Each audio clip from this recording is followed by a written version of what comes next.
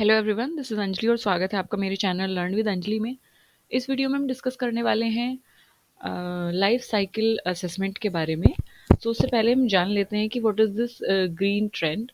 सो life cycle assessment के बारे में जब हम डिस्कस करेंगे, सो आजकल जो ट्रेंड चल रहा है that is go green, eco friendly, environment friendly. Green is a new trend and being green is staying clean actually.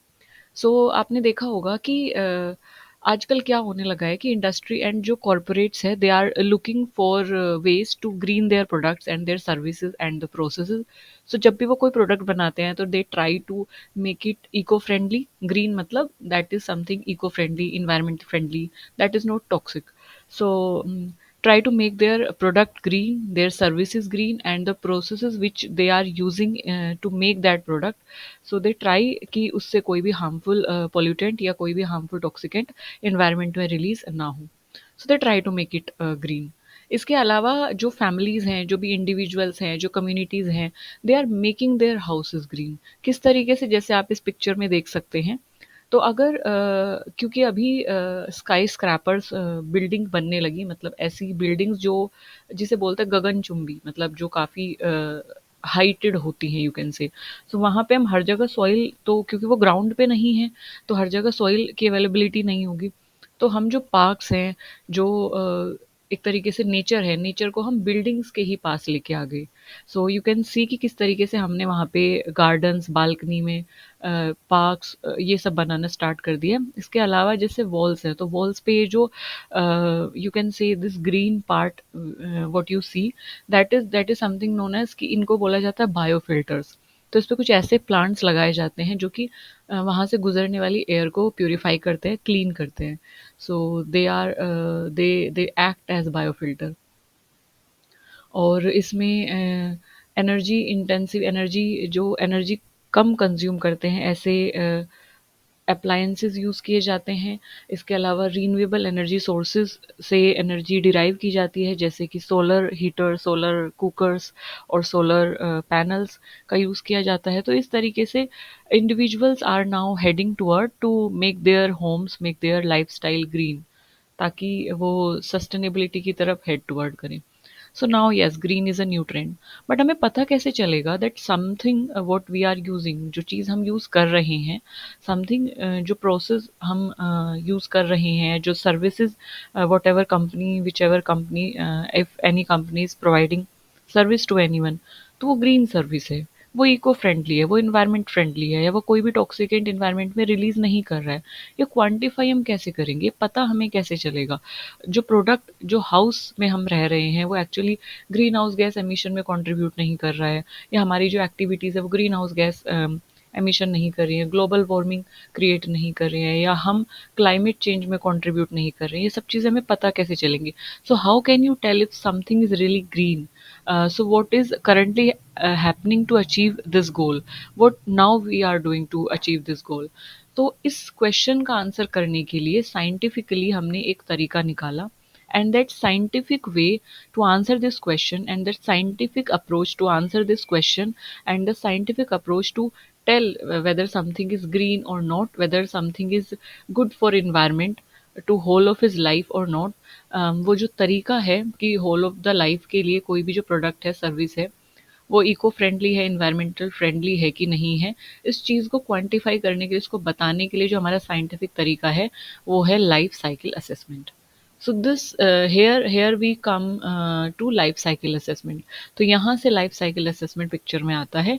And let's get introduced to life cycle assessment. So life cycle assessment से थोड़ा introduction कर लेते हैं कि क्या है ये। सो life cycle assessment जो है एक तरीका है that measure the environmental impact of a product, of process और any service from its start, यानी कि from its raw material extraction to its like end finish, या यू कैन से डिस्पोजल या recycling. So life cycle assessment basically एक ऐसा तरीका है जिसके थ्रू हम ये क्वांटिफाई करते हैं, ये बताते हैं, ये मेजर करते हैं कि कोई भी प्रोडक्ट जो है, या कोई भी सर्विस जो है, या कोई भी प्रोसेस जो है, उसकी स्टार्टिंग से लेके, यानी कि अगर कोई प्रोडक्ट है तो रॉ मटेरियल एक्सट्रैक्शन होगा पहले, मैन्युफैक्चरिंग होगी, ट्रांसपोर्टेशन होगा, उसका यूसेज होगा, फिर डिस्पोजल और रिसाइकलिंग होगा। तो पूरा का पूरा ये किसी प्रोडक्ट की क्या है, लाइफ साइकिल है, और इस लाइफ साइकिल में ये सब प्रोसेस यूज हो रही हैं। ठीक है। सो कोई भी प्रोसेस, कोई भी प्रोडक्ट अपनी पूरी लाइफ साइकिल में किसी भी प्रोसेस के दौरान इन्वायरमेंट को इम्पैक्ट नहीं कर रहा है, नेगेटिवली इन्वायरमेंट को हार्म नहीं कर रहा है। इसी को क्वांटिफाई करने का तरीका, इसी को मेजर करने का जो तरीका है वो है life cycle assessment. So this is what life cycle assessment is. So basically life cycle assessment देखता है, it look forward on to कि whether raw material extraction, production, usage, disposal या रिसाइकलिंग किसी भी तरीके से इन्वायरमेंट हार्म तो नहीं हो रहा है। एंड अगर हम नेक्स्ट डेफिनेशन, दूसरी डेफिनेशन के टर्म्स में बात करें तो compilation and evaluation of inputs and outputs and the potential environmental impact of product through out it's life cycle. So inputs outputs के दौरान through out it life cycle product किस तरीके से इन्वायरमेंट को इम्पैक्ट कर रहा है, वो हमारा लाइफ साइकिल असेसमेंट है। सो लाइफ साइकिल असेसमेंट जो है बेसिकली स्टडी करता है इन्वायरमेंटल इम्पैक्ट की। अब इन्वायरमेंटल इम्पैक्ट में नेगेटिव होगा तो हम उसे सुधारेंगे, पॉजिटिव होगा तो वो हमें बॉदर नहीं करेगा। बट पॉजिटिव है कि नेगेटिव है ये पता कैसे चलेगा, ये क्वांटिफाई कैसे होगा? तो इसलिए हम लाइफ साइकिल असेसमेंट फॉलो करते हैं। फ्रॉम स्टार्ट टू फिनिश कोई भी प्रोडक्ट किस तरीके से एनवायरनमेंट को इम्पैक्ट कर रहा है। जैसे एग्जाम्पल के तौर पे प्लास्टिक बॉटल ले लेते हैं, मान लेते हैं कि एग्जाम्पल ले लेते हैं प्लास्टिक बॉटल का।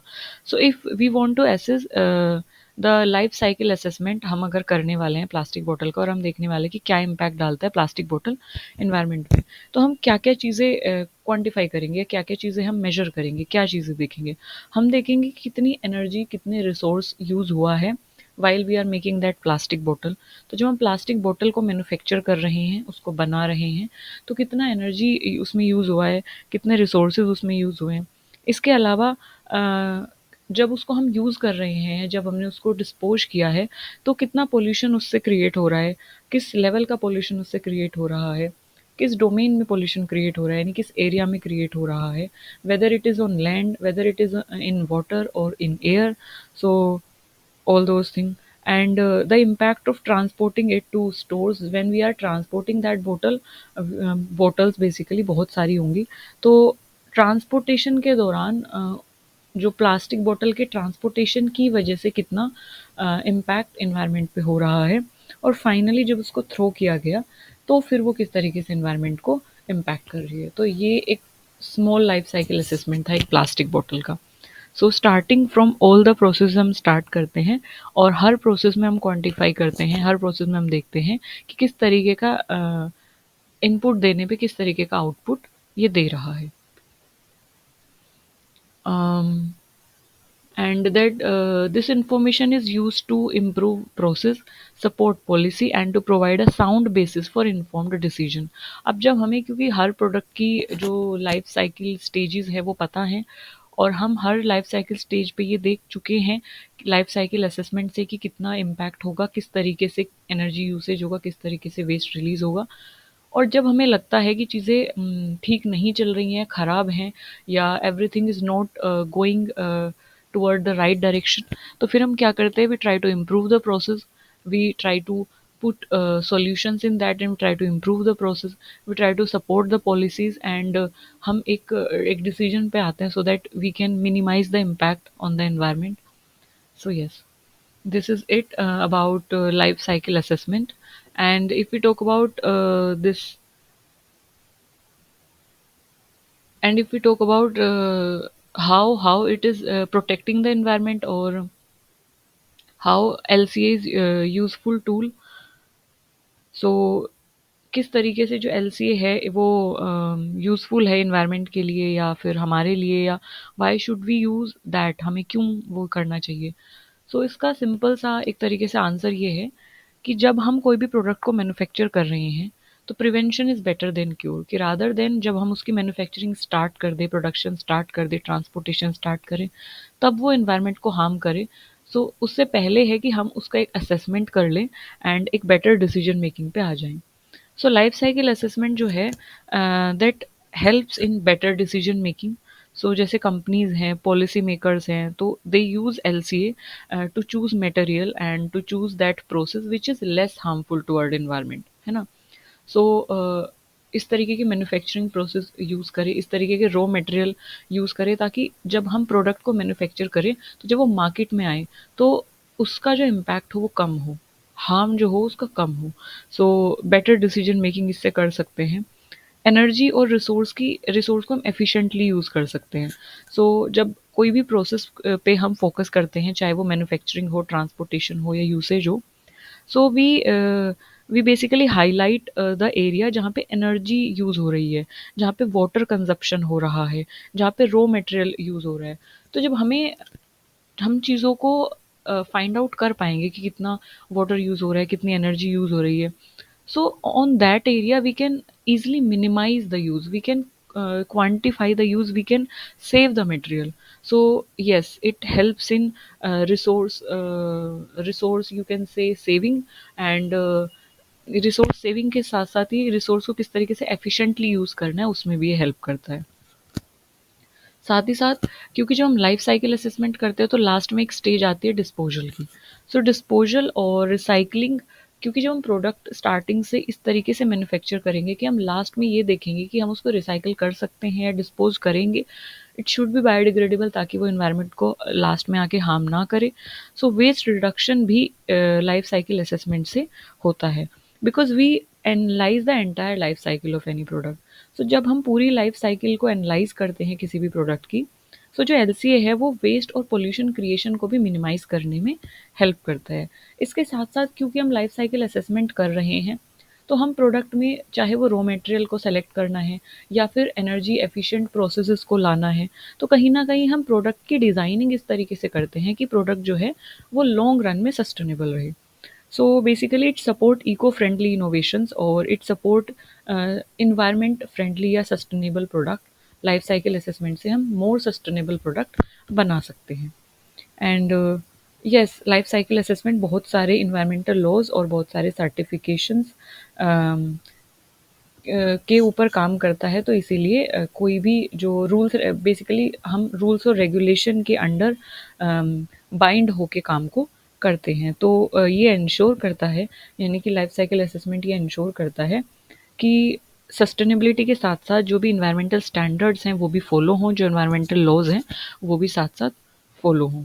सो जो LCA है वो इसी तरीके से इंडस्ट्रीज़ में मैन्युफैक्चरिंग प्रोसेस, कंस्ट्रक्शन के दौरान और इवन पॉलिसी मेकिंग के दौरान यूज़ होता है, ताकि किसी भी प्रोडक्ट को, किसी भी प्रोसेस को मोर इको फ्रेंडली बनाया जा सके, ग्रीनर बनाया जा सके, and we can choose green over, we can choose sustainability over development.